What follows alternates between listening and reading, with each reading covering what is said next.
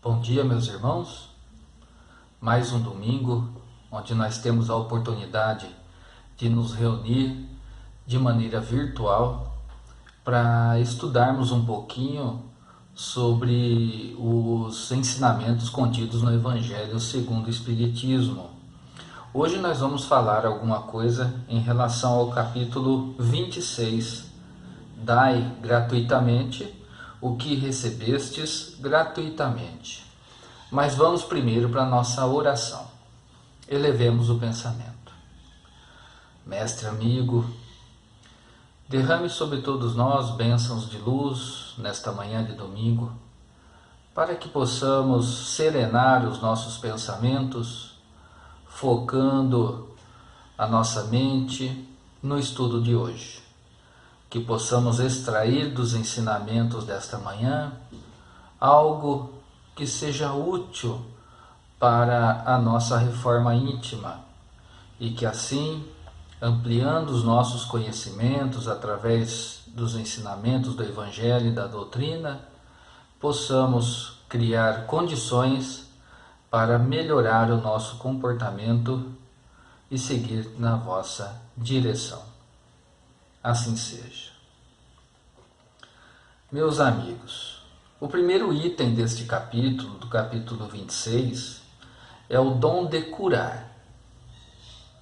Jesus disse assim aos seus discípulos: restituí a saúde aos doentes, ressuscitai os mortos, curai os leprosos, expulsai os demônios, dai gratuitamente o que gratuitamente recebestes.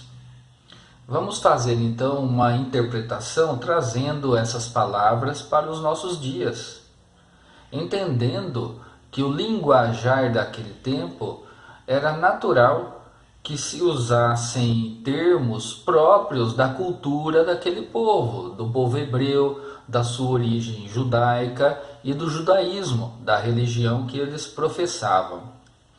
Restitui a saúde aos doentes. Jesus aqui orientou os seus discípulos.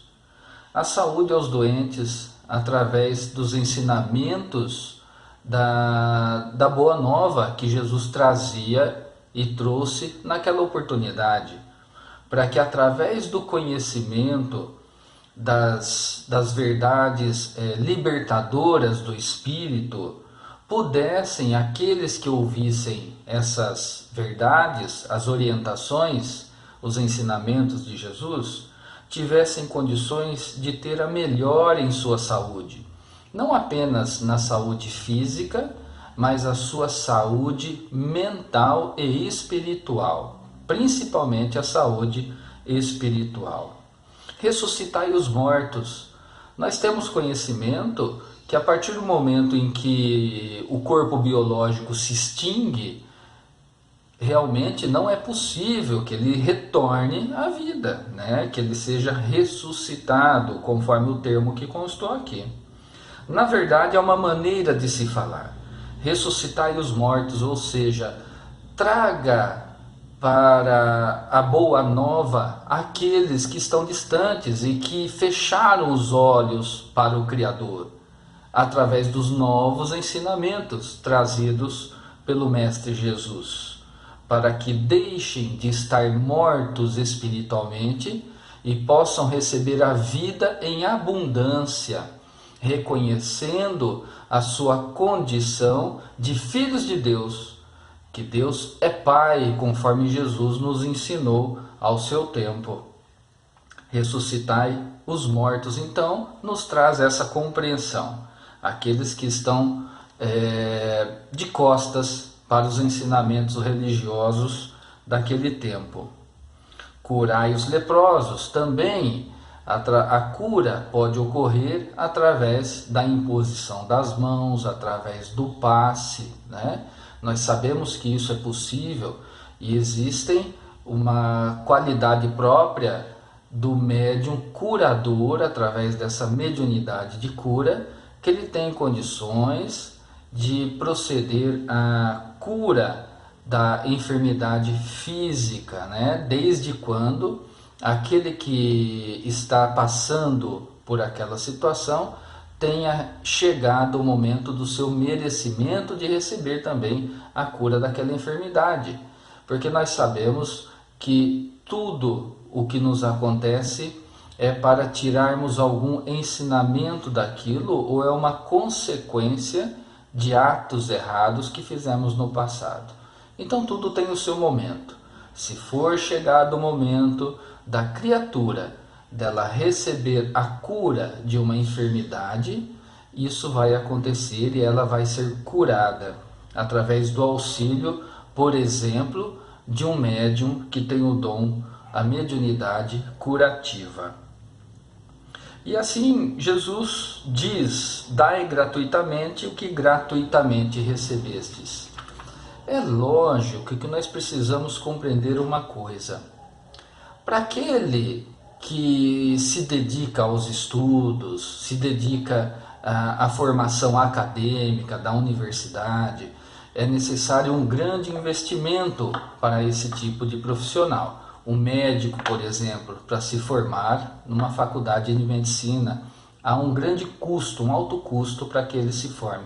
É natural que após a sua formação, durante o exercício das suas atividades profissionais, que o profissional cobre pelo trabalho desempenhado, por todo o custo que ele teve, né? E a manutenção é a profissão que ele abraçou para a sua vida. Assim ocorre de maneira natural. O que nós precisamos compreender aqui é que Jesus orienta para que nós possamos dar gratuitamente aquilo que gratuitamente recebemos. As mensagens da Boa Nova, os ensinamentos evangélicos, o conhecimento trazido pela doutrina espírita, tudo isso, quando nós nos dedicamos a orientar o nosso próximo, a trabalhar para levar a cura das enfermidades espirituais do nosso próximo, ou através do exercício da mediunidade também, que pode levar à cura de enfermidades físicas também, tudo isso deve ser feito de maneira voluntária e gratuitamente. Nós não temos o direito de cobrar pelo dom recebido. É lógico que o dom é o resultado do esforço e da dedicação de cada um de nós.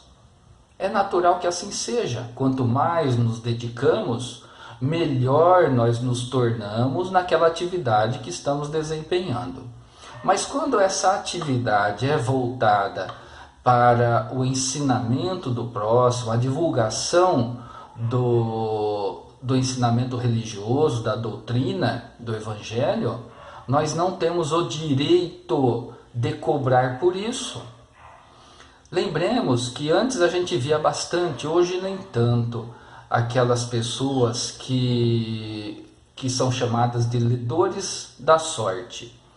Eles cobravam por ler a sorte das pessoas. Eles estavam ali fazendo uso da sua mediunidade, a mediunidade específica que essas pessoas tinham. Usando a sua mediunidade, esse instrumento fantástico que nós disponibilizamos para termos acesso ao plano espiritual, eles usavam esse dom, né, para tirar proveito, vantagem financeira. E nós entendemos que o dom que nós recebemos é para a prática do bem, sem interesse pessoal. Quando um médium age dessa forma, querendo tirar alguma vantagem financeira, vantagem de status, algum tipo de vantagem, aqueles espíritos com boa vontade que os auxiliavam vão se afastar. Outros, por sua vez, não tão confiáveis assim, vão se aproximar desse médium. E ali vai estabelecer uma relação de interesses. Então imaginem qual será o tipo de trabalho realizado por esses médiuns interesseiros e pelos espíritos de baixa conduta que estão ao lado deles. Imagine o que isso pode resultar. Daí a necessidade de lembrarmos da mediunidade com Jesus. O uso da mediunidade, do conhecimento, sem qualquer interesse, sem interesse algum, mas com o único propósito de levar o auxílio ao nosso próximo. Esse é o objetivo que nós devemos ter em mente. Depois passamos para outro item das preces pagas. Quantas pessoas ainda, líderes religiosos, mesmo há pouco tempo, ainda a gente tem essas informações que prestam a realização de preces, de trabalhos espirituais, mas esperando um retorno, uma contribuição. Se não for para a própria pessoa que fez isso, uma contribuição para o estabelecimento religioso a que ela pertence. Isso também é algo que não deve ser feito porque foge dos propósitos ensinados por Jesus. Numa outra passagem, a respeito dos vendilhões expulsos do templo, Jesus deixa bem claro naquele acontecimento, não sabemos certamente se ocorreu daquela maneira como consta nos ensinamentos, nos evangelhos, mas algo nós temos que extrair daquele acontecimento. É a proibição que Jesus demonstrou de ser utilizado aquele ambiente religioso de respeito para se tirar vantagens de interesse pessoal. Então, nessa passagem da expulsão dos vendilhões do templo, deixa claro esse ensinamento, que não devemos de maneira alguma utilizar os trabalhos religiosos, os trabalhos no templo religioso, para obter qualquer vantagem financeira. Não devemos agir dessa maneira e seguir as orientações de Jesus. O último item que nós vamos abordar na reflexão desta manhã chama-se mediunidade gratuita. Já falamos alguma coisa a respeito disso nesses minutos que estamos juntos. Porque a mediunidade é uma faculdade inerente ao espírito encarnado. Através da faculdade mediúnica, o médium consegue ter acesso ao plano espiritual, recebendo informações dos nossos irmãos que já desencarnaram. Existem várias modalidades de faculdade mediúnica: a psicofônica, aquela onde o médium ouve a comunicação espiritual e transmite verbalmente. Existem através da grafia, da grafotécnica, onde o médium escreve o que ele está recebendo, as informações que ele está recebendo. E também tem a mediunidade de vidência, onde ele enxerga os irmãos desencarnados no plano espiritual, entre outras modalidades variadas também, mas essas são as principais. Então, as orientações são justamente essas. Não podemos utilizar desses dons que recebemos para tirar proveito, porque não é esse o objetivo desses dons que nos foram facultados, que nos foram dados. O trabalho profissional deve ser exercido e deve ser remunerado. Agora, o trabalho que nós fazemos para auxiliar a divulgação da doutrina espírita e dos ensinamentos religiosos, esse não pode ser cobrado de maneira alguma, não podemos receber nada em troca disso. Vou ler um pequeno trecho deste último item. A mediunidade é uma coisa santa que deve ser praticada santamente, religiosamente. Se assim não acontece, o médium que não toma essa precaução, ele pode se tornar joguete dos irmãos desencarnados, inescrupulosos, ou seja, praticando somente o interesse pessoal no exercício da mediunidade, os irmãos que vão aproximar dele desencarnados são aqueles que têm interesses de levar o sofrimento ao alheio, fazer com que as pessoas sofram, trazendo informações equivocadas, trazendo notícias falsas, e dessa maneira vai envolvendo o médium e faz com que ele se torne um joguete nas mãos desses irmãos desencarnados, fascinando esse médium, muitas vezes passando informações erradas ao médium, dizendo que ele é o maioral, que ele tem conhecimento de tudo e que só ele está certo e que todos os outros estão errados e que porventura só ele está recebendo informações privilegiadas do mundo espiritual.